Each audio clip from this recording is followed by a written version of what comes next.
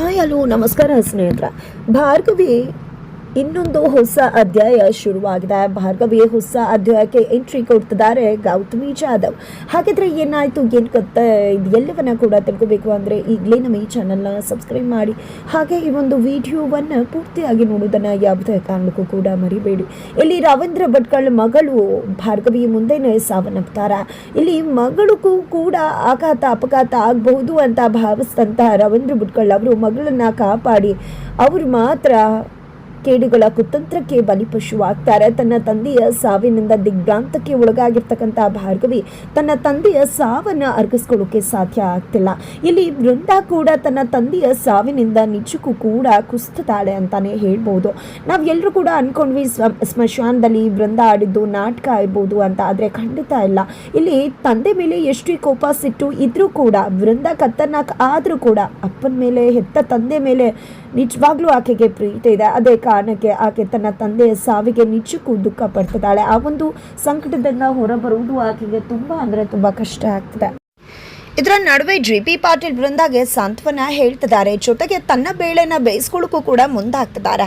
ಬೃಂದಾನ use ಮಾಡಿಕೊಂಡು ತನ್ನ ಹಳೆ ಕೇಸ್ ಫೈಲನ್ನು ರವೀಂದ್ರನ್ ಮನೆಯಿಂದ ಎಗರಿಸೋ ಕೆಲಸಕ್ಕೆ ಜೆ.ಪಿ. ಪಾಟೀಲ್ ಹೊಂಚು ಹಾಕ್ತಿದ್ದಾರೆ. ಇದ್ ಕಡೆ ನೋಡು ಬೃಂದ, ರವೀಂದ್ರ ಸತ್ತು ಹೋಗಿದ್ರ ಬಗ್ಗೆ ನನಗೂ ಕೂಡ ತುಂಬಾ ಬೇಜಾರಿದೆ, ನಿನಗೂ ತುಂಬ ಘಾಸಿ ಆಗಿದೆ ಅಂತ ಗೊತ್ತದ.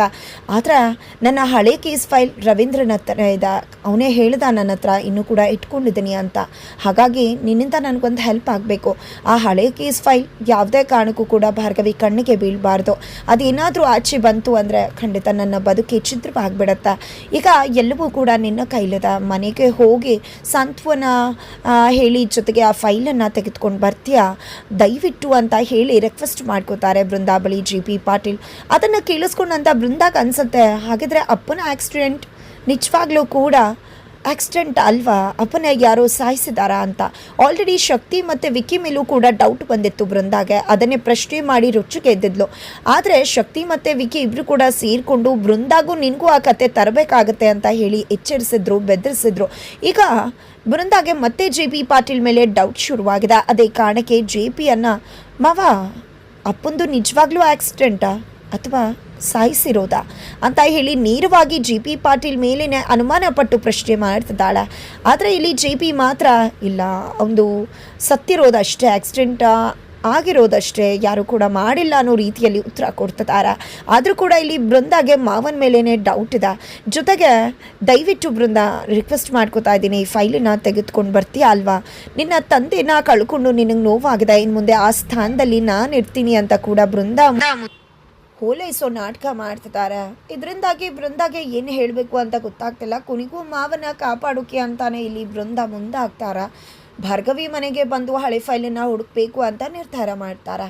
ಇತ್ತ ಕಡೆ ಏನಾಯಿತು ಅಣ್ಣಂಗೆ ನೆನ್ನೆ ಅಂತ ಹೇಳಿ ಕಲ್ಪನಾ ಅವರು ಭಾರ್ಗವಿಯನ್ನು ಪ್ರಶ್ನೆ ಮಾಡ್ತಾರೆ. ಆಗ ಭಾರ್ಗವಿ, ಅದು ನಿನ್ನೆ ನಾನು ಮತ್ತು ಅಪ್ಪ ಮಾತಾಡಿಕೊಂಡು ದಾರಿಯಲ್ಲಿ ಬರ್ತಿದ್ವಿ, ಅಪ್ಪ ತುಂಬ ಅಂದರೆ ತುಂಬ ಖುಷಿಯಾಗಿದ್ರು. ಅಷ್ಟು ಖುಷಿಯಾಗಿರೋದನ್ನು ನಾನು ನೋಡೇ ಇರಲಿಲ್ಲ, ಅಷ್ಟು ಖುಷಿಯಾಗಿದ್ರು ಅಪ್ಪ. ಅದೇ ಟೈಮಲ್ಲಿ ಅವ್ರು ನನಗೇನೋ ವಿಷಯ ಹೇಳೋಕೆ ಅಂತ ಮುಂದಾಗ್ತಾಯಿದ್ರು. ಸೀರಿಯಸ್ ವಿಷಯ ಆಗಿತ್ತು ಅದು. ಆ ಒಂದು ಸಮಯದಲ್ಲಿ ಯಾವುದೋ ಹಿಂದೆ ಕಾರ್ ಬಂತು. ಆ ಕಾರ್ ನಮ್ಮನ್ನು ಗುದ್ದೋಕೆ ಬರ್ತಿತ್ತು ಅಂತ ಅಪ್ಪಂಗೆ ಗೊತ್ತಾಯಿತು. ಅದೇ ಕಾರಣಕ್ಕೆ ಅಪ್ಪ ನನ್ನನ್ನು ಆ ಕಡೆ ಕೈಯಿಂದ ದಬ್ಬ ಬಿಟ್ಟರು ಆ ಕಡೆ. ನಂತರ ಅಪ್ಪ ಅದಕ್ಕೆ ಬಲಿಪಶು ಆಗಿಬಿಟ್ರು. ಆ ನಂತರ ನೋಡಿದ್ರೆ ಆ ಕಾರ್ ಅಪ್ಪನ ಗುದ್ಕೊಂಡು ಹೋಗೇ ಬಿಡ್ತು. ನನಗೆ ಯಾಕೋ ಇದೆಲ್ಲವೂ ಕೂಡ ಪ್ರೀ ಪ್ಲಾನ್ ಅಂತ ಅನ್ನಿಸ್ತದೆ. ಖಂಡಿತ ಇಲ್ಲಿ ಅಪ್ಪಂಗೆ ಆಕ್ಸಿಡೆಂಟ್ ಆಗಿಲ್ಲ, ಅಪ್ಪನ ಯಾರೋ ಸಾಯಿಸಿದ್ದಾರೆ ಅಂತ ಹೇಳಿ ಭಾರ್ಗವಿ ಹೇಳಿದಾಗ ಅನ್ನಪೂರ್ಣವರು ರೊಚ್ಚಿಗೆ ಹೇಳ್ತಾರೆ, ಏನು ಮಾತಾಡ್ತಿದ್ಯಾ ನೀನು, ಪೊಲೀಸ್ ಅವರು ಇದನ್ನು ಆಕ್ಸಿಡೆಂಟ್ ಅಂದಿದ್ದಾರೆ, ನಾನು ನಂಬಿದ್ದೀನಿ, ನಿನಗೂ ನಂಬಲೇಬೇಕು, ಇದು ಆಕ್ಸಿಡೆಂಟೇ, ಅದನ್ನು ಬಿಟ್ಟು ನೀನು ಅದು ಇದು ಅಂತ ಏನೇನೋ ಹೇಳೋಕೆ ಹೋದರೆ ನಾನಂತೂ ಈ ಬಾರಿ ಸುಮ್ಮನಿರಲ್ಲ ಭಾರ್ಗವಿ ಅಂತ ಹೇಳಿ ಅನ್ನಪೂರ್ಣವರು ರುಚಿಗೆ ಹೇಳ್ತಾರೆ. ಈ ಕಡೆ ಅಮ್ಮ ಏನು ಮಾತಾಡ್ತಿದ್ಯಾ ನೀನು, ಇದು ಅಪ್ಪನಿಗೆ ಅನ್ಯಾಯ ಆಗಿದೆ, ಅಪ್ಪನ ಸಾವಾಗಿದೆ, ಖಂಡಿತವಾಗ್ಲೂ ಅದು ಆಕ್ಸಿಡೆಂಟ್ ಅಲ್ಲ ಅಂತ ಭಾರ್ಗವಿ ಹೇಳಿದಾಗ ಕಪ್ಪಾಳಕ್ಕೆ ಬಾರಿಸಿದ್ದೆ. ನ್ಯಾಯ ನ್ಯಾಯ ನ್ಯಾಯ ನ್ಯಾಯ ನ್ಯಾಯ ಅಂತ ಹೋಗಿ ಏನು ಮಾಡಿದ್ಯಾ ಭಾರ್ಗವಿ, ಎಲ್ಲರನ್ನ ಕೂಡ ಕಳ್ಕೊಂಡಿದ್ಯಾ. ಇವತ್ತು ನ್ಯಾಯದ ಕಾರಣದಿಂದನೇ ನನ್ನ ಗಂಡ ಸತ್ತು ಹೋಗಿದ್ದಾರೆ, ನಿನ್ನ ತಂದೆ ಸತ್ತು ಹೋಗಿದ್ದಾರೆ, ಸಂಧ್ಯನ ಕಳ್ಕೊಂಡಿದ್ದೀವಿ.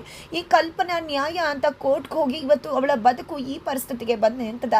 ಇನ್ನೂ ಏನು ಹಾಳಾಗಬೇಕು ಅಂತ ಯೋಚನೆ ಮಾಡ್ತಿದ್ಯಾ ನೀನು, ನ್ಯಾಯ ಕೊಡಿಸ್ಬೇಕು ಅಂತಾನೆ ನಿನ್ನ ಬದುಕನ್ನೇ ಚಿತ್ರ ಮಾಡ್ಕೊಂಡಿದ್ಯಾ ಭಾರ್ಗವಿ. ನೀನೇನು ಕಳ್ಕೊಂಡಿದ್ಯಾ ಅನ್ನೋದು ನಿನ್ನ ಕಣ್ಣು ಮುಂದೆನೇ ಇದೆ, ಮತ್ತಿನ್ನೇನು ಕಳ್ಕೋಬೇಕು ಅಂತ ಹೇಳಿ ಮುಂದಾಗ್ತಿದ್ಯಾ ನೀನು ಅಂತ ಹೇಳಿ ಅನ್ನಪೂರ್ಣವರು ಹೇಳ್ತಿದ್ದಾರೆ. ಜೊತೆಗೆ ಇತ್ತ ಕಡೆ ಅರ್ಜುನ್ ಕೂಡ ಭಾರ್ಗವಿ ಹೇಳ್ತಿರೋದ್ರಲ್ಲಿ ಏನು ತಪ್ಪಿದೆ ಅಂತ ಆಗುತ್ತೆ, ಮಾವನ್ಗೆ ಅನ್ಯಾಯ ಆಗಿದ್ರೆ ನ್ಯಾಯ ಕೊಡಿಸ್ಬೇಕಲ್ವಾ ಅಂದಾಗ ಏನು ಅರ್ಜುನ್ ನೀನು ಕೂಡ ಅವಳ ಥರನೇ ಮಾತಾಡ್ತಿದ್ಯಾ? ಯಾಕೆ ನ್ಯಾಯ ಕೊಡಿಸ್ಬೇಕು ಅಂತ ಹೇಳಿ ಭಾರ್ಗವಿಯನ್ನು ಕಳ್ಕೋಬೇಕು ಅನ್ನೋ ಆಸೆ ನಿನಗಿದ್ಯಾ? ಭಾರ್ಗವಿನ ಬಿಟ್ಟು ಬದುಕೋಕ್ಕಾಗತ್ತಾ? ನ್ಯಾಯ ಅಂತ ಹೇಳಿ ಪ್ರೀತಿಸೋ ಜೀವಗಳೇ ಹೋದ್ಮೇಲೆ ಯಾವ ನ್ಯಾಯ ಇಟ್ಕೊಂಡು ಏನು ಮಾಡೋದು ಅಂತ ಹೇಳಿ ಅನ್ನಪೂರ್ಣ ಪ್ರಶ್ನೆ ಮಾಡಿದಾಗ ಈ ಕಡೆ ಭಾರ್ಗವಿ ಸರಿ ಆಯಿತು ಅಮ್ಮ, ನ್ಯಾಯದ ಕಾರಣದಿಂದನೇ ಅಪ್ಪ ಇವತ್ತು ತೀರು ಹೋಗಿದ್ದಾರೆ, ನಾನು ಕಳ್ಕೊಂಡಿದ್ದೀನಿ ಅಂದರೆ ಇನ್ನು ಮುಂದೆ ಆ ನ್ಯಾಯ ಕೊಡಿಸೋಕೆ ನಾನು ಮುಂದಾಗೋದಿಲ್ಲ, ನಿನ್ನ ಮೇಲೆ ಪ್ರಮಾಣ ಮಾಡಿಯೇ ಹೇಳ್ತಾ ಇದ್ದೀನಿ, ನೀನು ಹೇಳೋ ತನಕ ನಾನು ಕೋರ್ಟ್ ಹಾಕಲ್ಲ, ನ್ಯಾಯ ಕೊಡಿಸೋದಿಲ್ಲ ಅಂತ ಹೇಳಿ ಭಾರ್ಗವಿ ಪ್ರಮಾಣ ಮಾಡ್ತಾರೆ. ಅತ್ತ ಕಡೆ ಶಕ್ತಿ ಪ್ರಸಾದ್ ವಿಕ್ಕಿಗೆ ಗಂಗಾ ಒಂದು ಶಕ್ತಿ ಏನು ಅನ್ನೋದನ್ನು ಹೇಳ್ತಿದ್ದಾರೆ. ಜೊತೆಗೆ ನಾನು ಮಾಡ್ತಿರೋ ಕೆಲಸನ ಇನ್ನು ಮುಂದೆ ನೀನು ಮಾಡಬೇಕು, ಹೆಣ್ಮಕ್ಳು ಬೀದಿಲಿ ಭಿಕ್ಷೆ ಬೇಡೋರನ್ನು ಹೋಗಿ ಅವರ ಜೀವನನ ಸೆಟಲ್ ಮಾಡ್ತಿದ್ದಾಳೆ ಗಂಗಾ. ಜಸ್ಟ್ ಗಂಗಾ ಒಂದು ಟ್ರಸ್ಟ್ ಮೇಲೆ ಇನ್ವೆಸ್ಟಿಗೇಷನ್ ಶುರು ಆಗಬೇಕು ಅಂತ ಹೇಳೋದಕ್ಕೆ ಇವತ್ತು ರವೀಂದ್ರ ಸತ್ತು ಹೋಗಿದ್ದಾನೆ. ರವೀಂದ್ರ ಸಾವಿಗೆ ಬಂದರೆ ರೀತಿ ನಾನು ಮತ್ತು ಜೆ ಪಿ ಕೂಡ ಕಾರಣ ಆಗಿದ್ದಾವೆ. ಯಾಕಂದರೆ ಅವನೇನಾದರೂ ಬದುಕಿದ್ರೆ ಖಂಡಿತ ನನ್ನ ಮತ್ತು ಜೆ ಪಿ ಬಂಡವಾಳ ಹೊರಗಡೆ ಬರ್ತಾ ಇತ್ತು. ಆ ಒಂದು ಹಳೆ ಕೇಸ್ ಓಪನ್ ಆಗಿದ್ರೆ ಎಲ್ಲವೂ ಕೂಡ ಮುಗ್ದು ಹೋಗ್ತಾ ಇತ್ತು. ನೋಡು ವಿಕ್ಕಿ, ಇನ್ನು ಮುಂದೆ ನೀನು ಗಂಗಾಗೆ ನಿಷ್ಠಾವಂತನಾಗಿ ಇರಬೇಕಾಗತ್ತೆ, ಅವ್ರು ಹೇಳೋ ಕೆಲಸ ಮಾಡಬೇಕಾಗತ್ತೆ. ಅದನ್ನು ಮಾಡ್ತಾ ಹೋದರೆ ನೀನು ಬೆಳೀತಾ ಹೋಗ್ತೀಯ. ಇವತ್ತಿನ ತಂದೆ ಈ ಸ್ಥಾನದಲ್ಲಿ ಇರೋದಕ್ಕೂ ಕೂಡ ಕಾರಣನೇ ಗಂಗಾ ಅಂತ ಹೇಳ್ತಾರೆ. ಫಸ್ಟ್ ಟೈಮ್ ವಿಕ್ಕಿ ಒಂದು ಒಳ್ಳೆ ಮಾತಾಡ್ತಾರೆ, ಈ ರೀತಿ ಎಲ್ಲ ಮಾಡಬೇಕಾ ದುಡ್ಡು ಸಂಪಾದನೆ ಮಾಡೋದಕ್ಕೆ ಅಂತ. ನೀನು ಏನು ನಿಜ ಒಳ್ಳೆಯವನಾಗ್ತಿದ್ಯಾ? ಮುಖವಾಡ ಧರಿಸಲ್ವ ನೀನು? ಭಾರ್ಗವಿ ಜೊತೆ ಸೇರಿ ಒಳಗಿಲ್ಲವನ್ನ ಆಗ್ಬಿಟ್ಯೋ ಹೇಗೆ ಅಂತ ಕೂಡ ಹೇಳ್ತಾರೆ ತಂದೆ. ಇಲ್ಲ ಡ್ಯಾಡಿ, ಇನ್ನು ಮುಂದೆ ನೀವು ಹೇಳಿದಾಗ ಕೇಳ್ತೀನಿ ಅಂದಾಗ ಭಾರ್ಗವಿ ಇನ್ನು ಮುಂದೆ ಯಾವುದೇ ಕಾರಣಕ್ಕೂ ಕೇಸ್ ಅದು ಇದು ಅಂತ ಯೋಚನೆ ಮಾಡಬಾರ್ದು, ಅಂದರೆ ರವೀಂದ್ರನ ಹೆಸರಿಗೆ ಕಳಂಕ ತರಬೇಕು ಅಂದಾಗ ನಾನೇ ಬೆಳಗ್ಗೆ ಅಷ್ಟರಲ್ಲಿ ನೋಡಿ ಏನು ಮಾಡಿರ್ತೀನಿ ಅಂತ ನಿಮಗೆ ಗೊತ್ತಾಗತ್ತೆ ಅಂತ ಹೇಳಿ ವಿಕ್ಕಿ ಹೇಳ್ತಾರೆ.